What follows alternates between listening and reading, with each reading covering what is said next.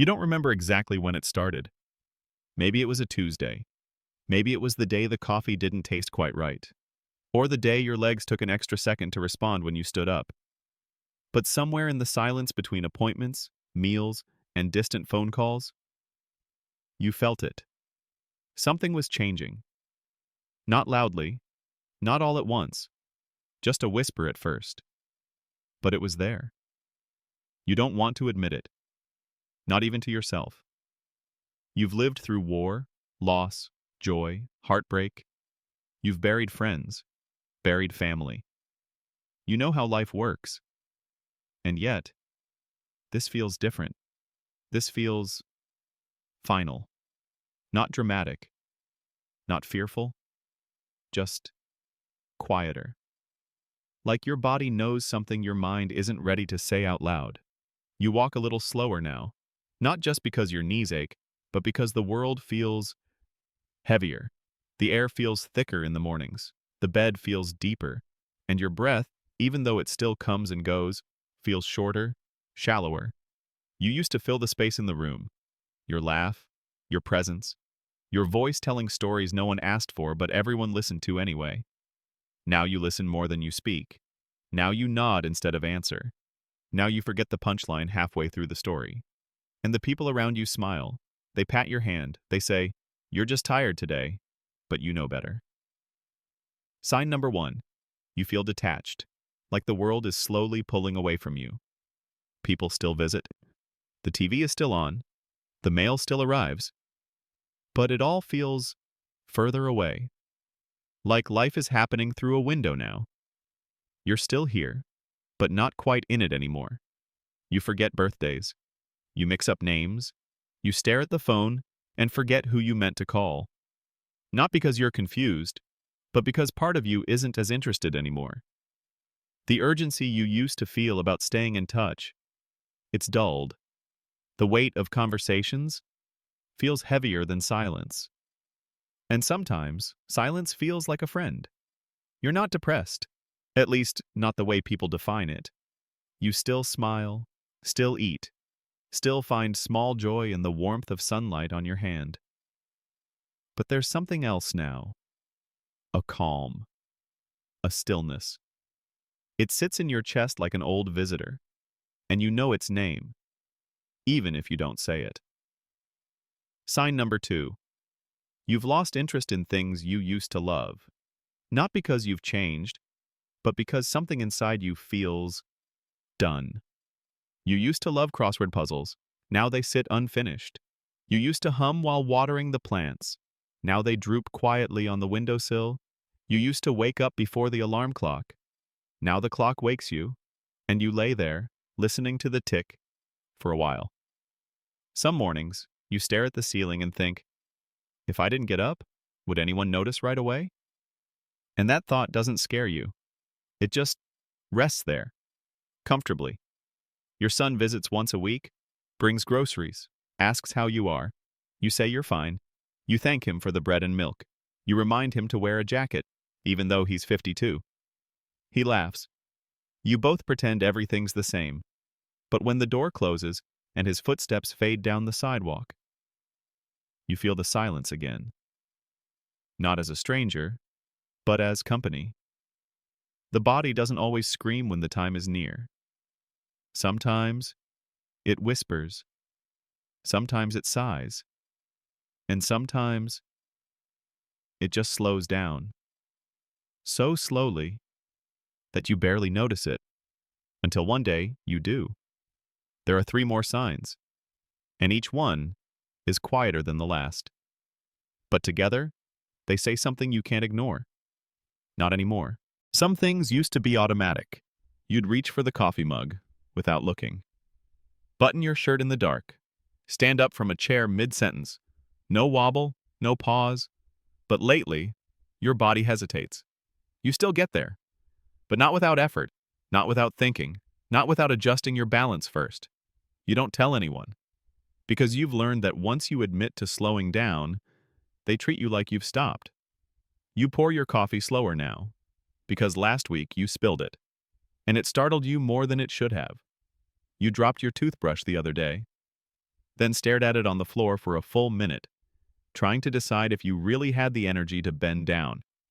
You used to move through life without a second thought. Now, every motion feels like a decision. Sign number 3. You've lost strength, not just in muscle, but in will. The stairs seem taller. The distance to the mailbox feels longer. Carrying a bag of groceries makes your hand cramp. Even holding the kettle steady takes focus. It's not pain. It's not even illness. It's erosion. A quiet kind of fading. Not all at once, but enough for you to notice. Enough to make you wonder, how much more do I have to give? And then there's your appetite. You used to wake up hungry. Toast, eggs, coffee, and a side of conversation. Now, you eat because you know you should, not because you want to. Food tastes different. Not bad, just bland. Empty. You used to enjoy dinner. Now it feels like a box to check. One more chore in a body that's trying to simplify everything. Sign number 4. You've started to pull away from life's rhythms. Not because you're done with life, but because life feels done with you. You used to watch the news. Now you turn it off halfway through. Too loud, too much. You used to enjoy the phone ringing. Now when it does, you let it go to voicemail. Even if it's someone you love, even if it's someone who loves you back. Because some days, even answering feels like work. You keep yourself clean. Your clothes are neat. You say the right things when people ask how you're doing, but it's all on autopilot. What used to feel vibrant now feels mechanical. You smile when you're supposed to. Laugh when the moment calls for it. But inside, you feel a little more distance every day. Between the version of you everyone still sees and the version of you that knows something is quietly closing. You walk past the mirror sometimes and avoid looking in. Because the person in the reflection, he looks like someone you used to know. Not quite gone, but not quite here either. Later that evening, you sit with the lights off. The house hums in its quiet rhythm. You remember a time when every corner was filled with noise, with conversation, with the clatter of forks and the creak of floors. Now it's just still. And you think to yourself, if this is the last year, would I even know it? Then a second thought. Would anyone else? The truth is, you've been saying goodbye to pieces of yourself quietly. For months now. Not all at once. Not with drama. But with the same softness that fog rolls in across a still lake. It's not frightening, it's just real. And there's still one more sign. The quietest one. The one no one talks about. Because when that one shows up, there's no denying it anymore. You wake before the sun, not because of pain, not because of noise, just because your body decided that was enough sleep. You sit at the edge of the bed, feet planted, hands resting on your knees. And for a moment, you forget why you got up.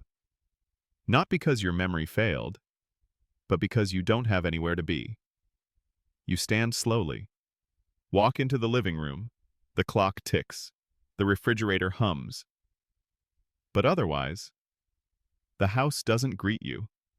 Not like it used to. No dog waiting by the door. No radio playing your favorite song. No smell of coffee from the kitchen. Just silence. You make your way to the window. The sky is soft with early light. And in the reflection, you see yourself. Tired, but not broken. Alive, but not quite living. You press your hand to the glass. The cold feels more real than anything else. Later that morning, your daughter calls. You answer. You don't know why. Maybe just instinct. She talks quickly. About errands, the kids, how the garden's blooming early this year. You listen. Smile in the right places. Say, that's nice. But the whole time, You feel like you're listening through a wall of water, like the world has moved a little further away again. Sign number 5. You begin to withdraw from conversations, even when they come from love. Not out of anger, not out of sadness, but because the energy to hold the thread is no longer there. You forget what was just said, not because you didn't hear it, but because your mind was somewhere else, somewhere quieter, somewhere softer. You no longer jump into stories. You let them pass. You stop correcting details. You stop offering opinions. Because somehow, the need to be known starts to fade. You sit on the porch that afternoon. Sunlight warms your knees. A bird hops across the lawn. You feel the wind and the stillness at the same time. And in that moment, you realize something. You're not afraid. Not of dying. Not of being forgotten. Only of not being present when the last moment comes. You don't want to be hooked to machines. You don't want to be in a room where no one knows your favorite song. You don't want to go out under bright fluorescent lights.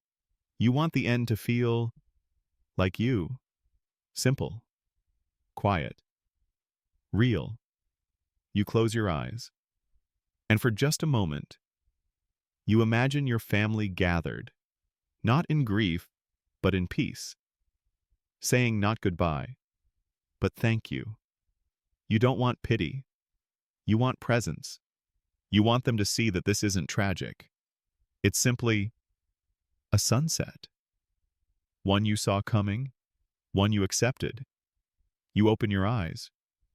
Stand, stretch.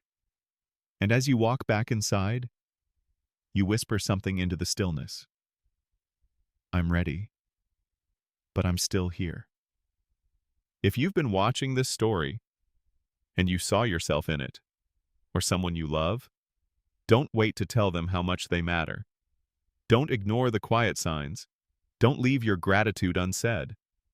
Because sometimes, the people we love the most are carrying a weight we don't see until it's too late. So, if this story meant something to you, if it gave you pause, or comfort, or even tears, please take a moment and subscribe to this channel, because we're telling the stories that deserve to be heard, for the ones who are still here, and the ones we'll always carry with us. You didn't say anything the day you felt it, not out loud, but inside, you knew. It wasn't a diagnosis, wasn't a dramatic collapse, just a shift, a quiet acceptance. And with that awareness came something unexpected: clarity. You stopped pretending, stopped saying I'm fine when you weren't, stopped hiding how tired you were. Instead, you started choosing. You chose moments. You chose presence. You chose to spend your energy not on surviving the day, but on noticing it. You called your son, not because you needed anything, but just to say, I like hearing your voice. You started writing letters, short ones, little truths in shaky handwriting. One to your granddaughter, telling her you saw the kindness in her eyes. One to your old friend, the one who stopped calling when his memory got worse. And one to yourself. It said, you did good. You lived with heart. You made people feel safe. That was enough. You took one last walk to the park. Slow steps, no rush. You sat on the same bench you used to sit on with your wife. The one under the oak tree. The one that creaked just a little when you leaned back. You closed your eyes and listened. To birds. To wind. To the way the world keeps moving, even when you stop. And for the first time in a long while, you didn't feel left behind. You felt part of it. Still, you began to let people in. You let your daughter comb your hair. Let your neighbor bring soup. Let the hospice nurse read poetry. Even the corny kind. You stopped brushing off the kindness, because now you saw it for what it was. Not pity. Love. And letting people love you wasn't weakness. It was strength. You even told the truth when the doctor asked how you were sleeping. You said, I don't sleep much anymore, but I'm not afraid. He didn't know what to say, so you smiled. and said, "That's okay. You don't have to fix it." Now every day isn't easier, but every day is clearer. The little things carry weight. The sound of the kettle, the light through the curtain, the smell of fresh bed sheets. This is the part no one talks about. The last chapter, where nothing big happens, and yet somehow, everything does. You don't know when the final moment will come, but you know how you want to meet it. Not with fists clenched, not with fear, but with open hands and an open heart. So if someone you love is in this chapter right now, don't try to pull them back. Just walk with them, sit with them, laugh when you can, hold their hand when there's nothing else to say. Because sometimes, the quietest moments are the ones that echo the loudest after they're gone. And if this story helped you see something more clearly, please take a moment to subscribe to this channel. Because we tell the stories that matter, the stories no one wants to say, but everyone needs to hear. For the ones who are still holding on, and for the ones we'll never forget.